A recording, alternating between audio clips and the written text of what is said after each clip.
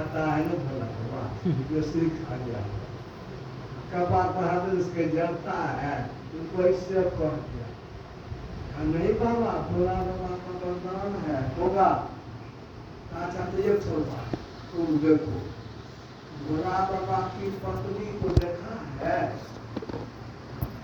हाँ देखे हैं पार्वती मैया की पत्नी पार्वती जी की पत्नी है देखा है ना तो हाँ देखे बहुत खूबसूरत है कहा कि जब तुम कहते हो सच्चे बात है तो भोले बाबा के कपार पर हाथ दे करके देखो यदि मर गया भोला बाबा तो पार्वती से ब्याह कर लेना सुंदर तो ये है पत्नी बना लेना देखिए राक्षस था काम के बस में काम क्रोध लोभ मोह काम का वेग होता है ना काम का वेग आके उसको भगवान की मर्जी हो गई हाँ ठीक क्या कहते हैं बाबा पार्वती तो बहुत सुंदर है भोले बाबा को चलते हैं वो खत्म हो जाएगा भोला बाबा थोड़े दूर गए थे दरबार लगाया बाबा ठहरिए क्या हुआ बाबा ठहरिए न जरा सा देखेंगे कि आपने जो वरदान दिया है वो ठीक है कि गलत है सही है कि गड़बड़ है भोला बाबा तो हो गया दिया चौपट किया अब भोला बाबा भाग रहे हैं भस्मासुर खड़े पिछवा तो भागते जा रहे हैं पीछे ही खदाते जा ये हाल काम का वेग जब आगे मिलेगी अब भोला बाबा विष्णु भगवान उनके इष्ट हैं विष्णु भगवान को याद करते हैं कि जान बचाइए तो हमरे भस्मासुर हमरे कपार पर हाथ देने के लिए तैयार है हम ही को खत्म करने के लिए तैयार है तो विष्णु भगवान ने क्या किया विष्णु भगवान ने पार्वती का रूप बना भगवान थे वो पार्वती का एकदम रूप बना लिया और वो जाकर के सामने भी उसके आए क्या बात है क्यों तुम बात खड़े रहे हो भोला बाबा को हाँ तो देखो भोला बाबा ने वरदान दिया है ना कि जिसके कपार पर हाथ देंगे जल करके छठ में हो जाएगा सो भोला बाबा के कपार पर हाथ देंगे या तुमसे ब्याह करेंगे विष्णु भगवान तुम बना दिए थे पार्वती का तो पार्वती रूप में विष्णु भगवान के उन्होंने कहा अच्छा ठीक है तुम ये हमसे शादी करोगे तो हमसे न करोगे कि उन्हीं से करो हमसे क्या करोगे तो हमारी मर्जी से न करोगे हम बोलो ना क्या करते हो जो कहोगे वही करेंगे देखो भोला बाबा हमको नाच दिखाते हैं तुमको नचने आता है नचने तो हमको बता दोगे ना तो हम नाचियो देंगे ठीक है हम बता देंगे तुम नाच करके दिखा दो तो शादी हम ना करेंगे बड़ा थोड़ा करेंगे वो झांसे में आ गया विष्णु भगवान थे तो पार्वती के रूप में थे तो बुद्धि तो राक्षस की थी मारी हुई तो उन्होंने कहा देखो भोले बाबा हमको जो नाच दिखाते हैं देखो ऐसे नाचते हैं वो जो पार्वती के रूप में जो विष्णु भगवान थे एक हाथ रखे कमर पर एक हाथ रखे कपार और उछल उछल के दिखाने लगे तो ऐसे भरा हुआ नाचते हैं हाँ ऐसा काम भी नाच के तुमको दिखाने देखा बस भस्मासुर ने एक हाथ रखा कमर पर एक हाथ रखा अपने कपार जैसे रखा कपार पर हाथ क्या हो गया खत्म स्वाहा करके भस्म हो गया ये भस्मासुर की कहानी यह कि काम के बदले अंधा होकर सब कुछ भूल जाता है थोड़े देर लेकिन बहुत जबरदस्त भेद ये काम कहा क्रोध क्रोध तो उसमें भी होश नहीं रहता 100 बोतल का नशा दूध बने फलता है देखते ना घर जाता है लगा बढ़ गया हो जाता है घर जाता है वैसे ही क्रोध में गर्मी आती है, देह में खून दौड़ गया, जल करके और स्वास्थ्य को खराब कर देता है। और इसका भी वेग बहुत होता है, लेकिन कितना देर काम से कुछ विशेष देर लगता है। क्रोध का वेग आया तो वो एक दिन दो दिन तक रहेगा, गुस्सा में एकदम दिमाग खराब रहेगा। एक आदमी था जब हमको गुस्सा आता है ना तो हम बुखार लग जाता है, भोजन छोड़ देते हैं। क्रोध में ऐसा होता है, क्रोध से भी बहुत नुकसान होता है। अपना ही पहले पावरफुल जड़ जाता है, तब दूसरे को नुकसान मिलेगा। ये माया के सेनापति देखते हैं क्रोध को किधर से आ जाता है, क्रोध किधर मन में उठता है। कोई कुछ बात कर दिया तो दौड़ जाता है, देखते हैं कैसे कैसे क्रोध उत्पन्न हुआ, पत्ते नहीं चलता, भीतर में आकर के को खोला देता है, गरम कर देता है। यह जो है काम के बाद दूसरा नंबर क्रोध, जब उससे कुछ अधिक देर ठहरता है, इसका वेग उससे कुछ कम रखता है, लेकिन बहुत जबरदस्त यह भी है। सैकड़ों बोतल का नशा कहा गीता में, किसी भी वस्तु का ध्यान करते हैं तो उसकी प्राप्ति की इच्छा होती है, और यदि नहीं मिला ध्यायेत विषयान पुरुषः, किसी विषय का चिंतन करने से संगस्तेषु प्रजायते, उसका संग हो जाता है, मन में आसक्ति हो जाती है।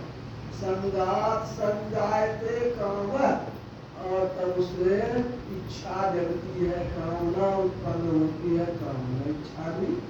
संगात संजायते काम, और काम इच्छा जब पूरा नहीं हुआ, विपरीत हो गया तो साथ गया। कामात क्रोधो विजायते, काम से क्रोध हो जाता है। क्रोधात भवति सम्मोह, सम्मोहात स्मृति विभ्रम, वो मोहित तो हो जाता है, बुद्धि नष्ट हो जाती है, भ्रमित हो जाती है। तो संगात संजायते क्रोध, क्रोधात स्मृति विभ्रम, स्मृति भ्रंशात बुद्धि नाशो, बुद्धि खत्म हो गई। अब बुद्धि नाशात परस्थिति, अपना सर्वस्व नुकसान कर देता है। यह जो है ये क्रोध की का वर्णन गीता के दूसरे अध्याय गोया कहने का मतलब यह भी एक जबरदस्त सेनापति है। लोभ का जोर उतना तो नहीं रहता है, लेकिन यदि लोग धर लिया वही न मन में रहता है, कैसे चुरावे, कैसे लूटे, कैसे ले ले। ये लोभ के बस में क्या क्या करता है लोग ठिकाना नहीं है। वो वर्षों वर्षों तक लोभ जो है घेरे रहता है। मोह आसक्ति, मेरा मेरा मेरा, ये तो जन्म जन्म तक का, इस जन्म से लेकर अगले जन्म तक का, बेटा पोता, ये हमारा, ये आसक्ति मोह। तो थोड़ा थोड़ा मैंने कहा ये सब है सेनापति कामादिवत, दंभ कपट पाखंड, ये सब जो है ना ये सेना है। वो माया की भयानक सेना संसार में फैली हुई है, तो घबराने की जरूरत नहीं है। रामायण में सो दासी रघुवीर कहे, लेकिन जो भगवान की भक्ति करेगा उसी पर उसका जादू नहीं चलेगा, क्योंकि भगवान की वह दासी है, नौकरानी है। एक जगह ऐसे थी सरस्वती देवी, उधर ये चौथरिया की, तो वो कह रही थी कि हमको तो लगता है कि माया बहुत प्रबल है, भगवानों से बढ़ करके। तब हमने उसको समझाया कि दासी बेसी करगर आखिर मालिक बेसी करगर। रामायण में कहा सो दासी रघुवीर कह, वो भगवान राम की वह दासी है। समझे मिथ्या शोक, यदि समझ लीजिए तो वह झूठी है। अछूटन राम कृपा बिनु नाथ कहूँ पदरूप। कुसुंदी जी गरु से कहते हैं, हे नाथ मैं प्रण करके कहता हूँ, जब तक भगवान की कृपा नहीं होगी तब तक माया छोड़ेगी नहीं। कहानी सब बहुत सारा है, मैंने थोड़ा सा चर्चा किया। ये क्या है? ये ईश्वर प्रभु परमात्मा की भक्ति करेंगे तो आप इससे बचेंगे। और ये जड़ी, कबीर साहब ने कहा, गुरु ने मोही जिन्नी अजब जड़ी, सोई जड़ी मोही प्यारी लगत है अमृत रसन भरी। पांचो नाग 25 नागिन सूंघत तुरंत मरी। जड़ी होता है ईश्वर गौर न, सब फंकारे हुए है।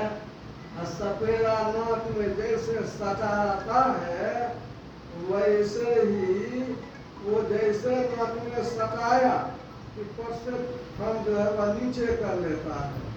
या क्या कैसे होता है? ये जड़ी नाक में सूंघता है तो सांप बर्दाश्त नहीं कर सकता है। वैसे ही गुरु ने आपको जड़ी दिया है। भोला बाबा के पास वह जड़ी, तीसरी आंख, शिव नेत्र जिसको कहते हैं, वो सबके पास 3-3 ठो आंख है, पता नहीं है। गुरु पता बतलाते हैं और तब उस जड़ी को प्राप्त करते हैं। तो कान क्रोध लोभ मोह इतना है, इसके जड़ से आप बच सकते हैं।